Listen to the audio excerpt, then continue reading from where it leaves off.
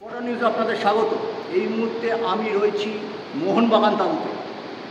মোহনবাগান তাঁবুর নির্বাচনে যেটা হতে চলেছে, যেটা আমরা সবাই জানি, 10-10-2 ফর্মুলায় রফা হচ্ছে সৃঞ্জয় বসু এবং দেবাশিস দত্ত গোষ্ঠীর মধ্যে।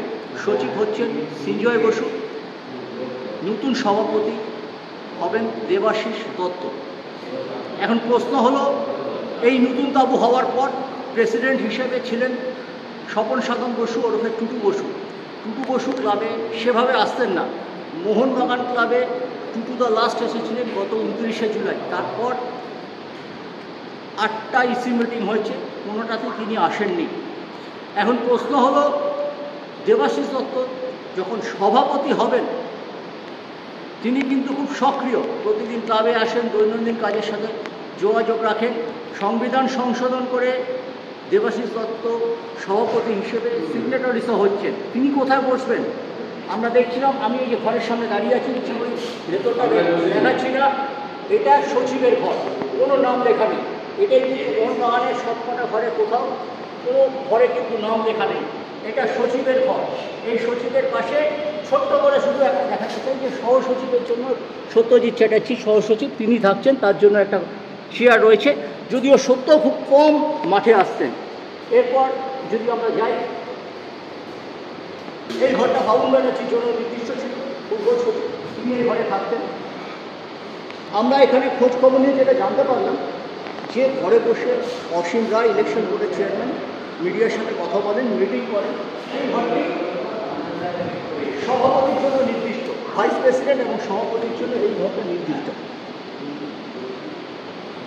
দেবাশিস বাবু কি এই ঘরেই বসবেন?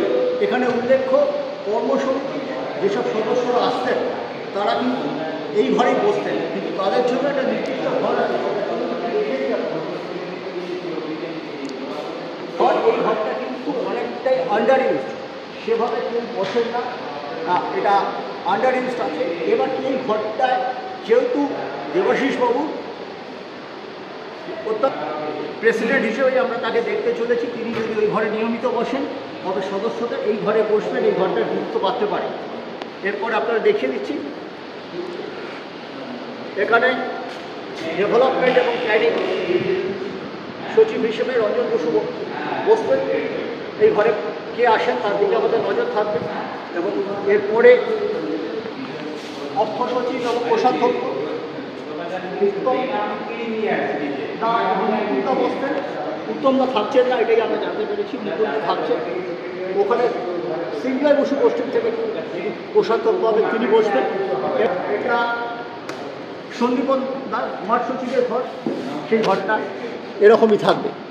সেক্ষেত্রে প্রশ্ন হলো, সভাপতির জন্য নতুন কোনো ঘর রিনিউয়েশন করে বের করা হবে, নাকি যে এক্সিস্টিং যেটা ঘর রাখা আছে, যদিও কোনো ঘরেই কোনো টেমপ্লেট নেই, এটা একটা স্ট্র্যাটেজি ছিল দেবাশিস দত্তের, ঘরের জন্য তিনি নাম রাখেননি। এরপরে কী হয় সেদিকে আমাদের নজর থাকবে।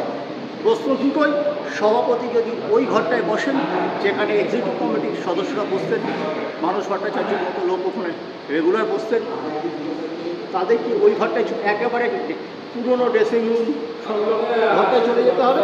ওই ঘরটা কি সভাপতি হিসেবে দেবাশিস বাবু রেগুলার ব্যবহার করবেন? সেদিকে আমার নজর থাকবে। এটা দিন 15-3 সপ্তাহের মধ্যে পুরো ব্যাপারটা ফয়সালা হয়ে যাবে। শোনা যাচ্ছে নতুন কমিটির চেয়ারম্যান হবেন টুটুদা, তবে টুটুদার ঘর কোনটা,